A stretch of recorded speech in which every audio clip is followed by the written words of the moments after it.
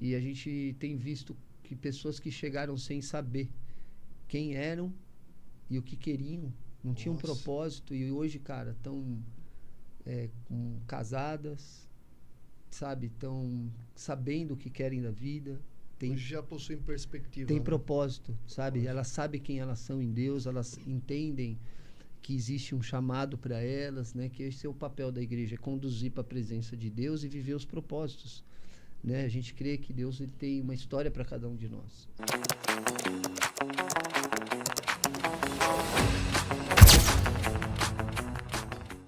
Quais as áreas da igreja que você tenha se observado, percebido o maior progresso hoje?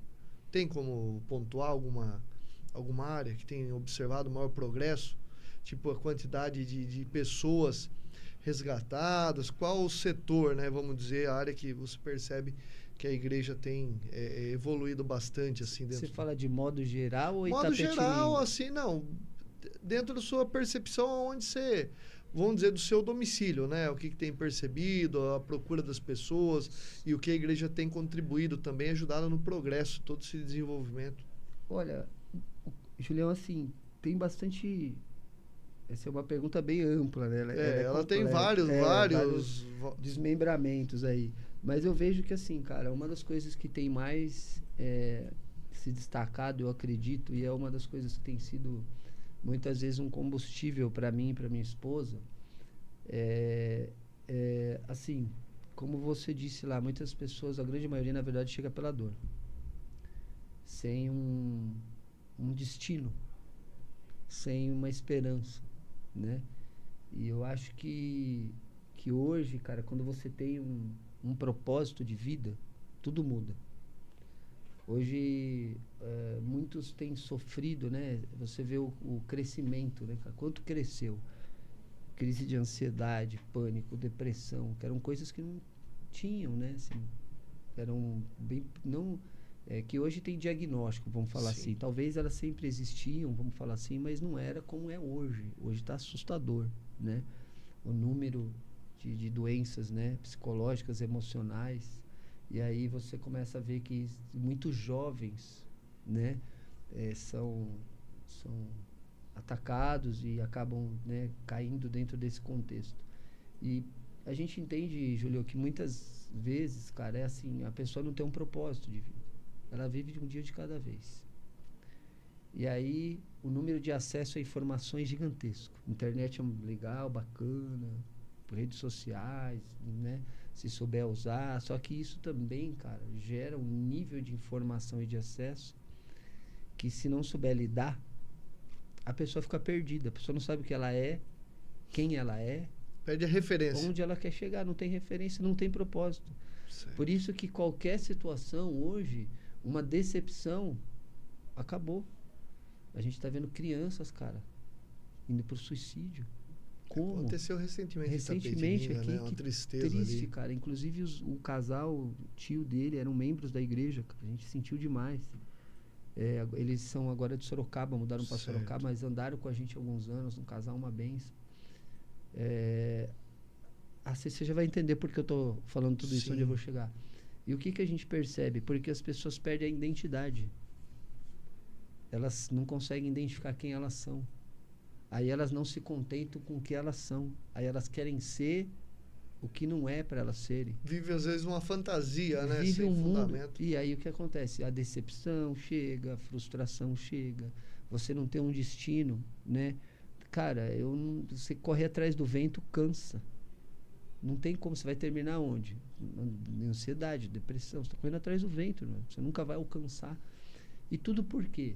Porque as pessoas não conseguem entender quem elas são e não conseguem ter um destino profético, não conseguem ter um propósito de vida.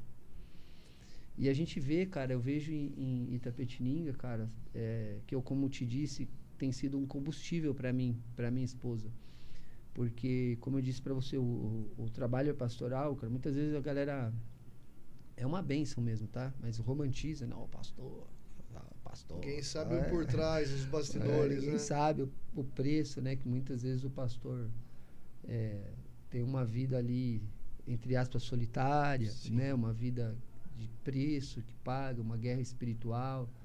Muitas vezes é cobrança, em cima de cobrança, né? Porque tipo, quando tudo dá certo, glória a Deus, e é glória a Deus mesmo. Mas quando tudo dá errado, é o pastor, né? Então, Vamos dizer, a hora de sorrir, todo a mundo quer igreja, sorrir junto. A hora de vai chorar, esquece, a deixa culpa é lá, do né? pastor, é muito louco. E a gente fica, só que assim, Deus ele usa, né, as maneiras de nos dar esse combustível, né? Primeiro é a presença dele, ponto, né? Isso tá acima de todas as coisas, mas muitas vezes é ver histórias, e é o que a gente tem visto na igreja, quando assim, se eu for para citar, respondendo a pergunta, seria assim, cara, a gente vê pessoas chegando perdidas, sem saber de fato quem são em Deus, não sabe o que é, não sabe, não tem propósito. A pessoa quer viver só um dia, mas ela não tem. E o que a gente vê? A gente vê, cara, que as pessoas têm chegado, né? Graças a Deus a gente completou esse ano 10 anos, né? Desde a primeira célula. E a gente tem visto que pessoas que chegaram sem saber quem eram e o que queriam, não tinham um propósito, e hoje, cara, estão casadas, sabe? Estão sabendo o que querem da vida. Hoje já possuem perspectiva. Tem, né? Né? Propósito, sabe? Elas sabem quem elas são em Deus, elas entendem que existe um chamado para elas, né? Que esse é o papel da igreja, é conduzir para a presença de Deus e viver os propósitos, né? A gente crê que Deus ele tem uma história para cada um de nós. A questão é descobrir essa história. E a gente tem visto que essas pessoas, a galera tem descoberto isso, né? A gente tem aqui, eu tô com 2 meninos aqui, chamo de meninos, mas não são mais meninos, né? O Gui e o Danilo, né? Me sinto na liberdade de dar o testemunho deles, mas, cara, o Gui mesmo chegou, cara, sabe?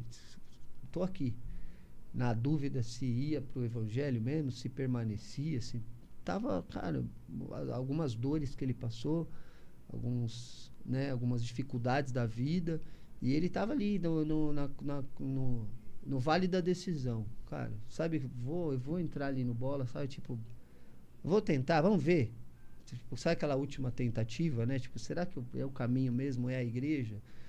Alguns se perguntam, será que Deus existe, né? Em momentos, né? Sabe aquela coisa, será mesmo, cara? Porque ele teve, né, alguma história, algumas frustrações, decepções. E aquilo, cara, deixou ele, né, assim, pô, e agora? Ele estava muito perto ali, estava muito perto, os dois caminhos. O caminho de seguir uma vida distante de Deus e o caminho de seguir uma vida com Deus. E ele chegou e cara, mergulhou na presença de Deus. A história dele foi sendo reconquistada, ele entendeu a identidade dele, ele superou as frustrações, as decepções, ele foi curado, né?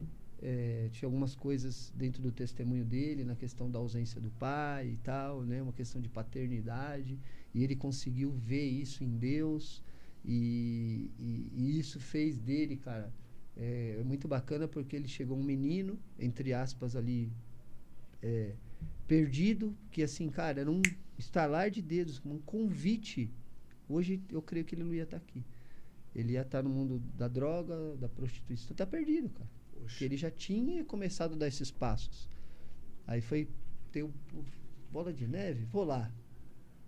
Vamos ver o que esses malucos têm para oferecer aí. Vamos ver. E hoje, cara, ele tá há alguns anos lá com a gente, cara, é um advogado, casado, tem um chamado, sabe o que ele quer da vida, né? Tem propósitos, tem nos ajudado demais. Estou dando um exemplo, tá? Como eu posso falar do Danilo também. Sim. Tem uma história linda. Que também ele já chegou casado, né? Mas com diversos tipos de dificuldade. E de repente, cara, ele lutou, obedeceu. E, você vê o crescimento da vida do Danilo, da Bianca, dos filhos. Aí chegou o Pedrinho, né? Aí tem o Gui.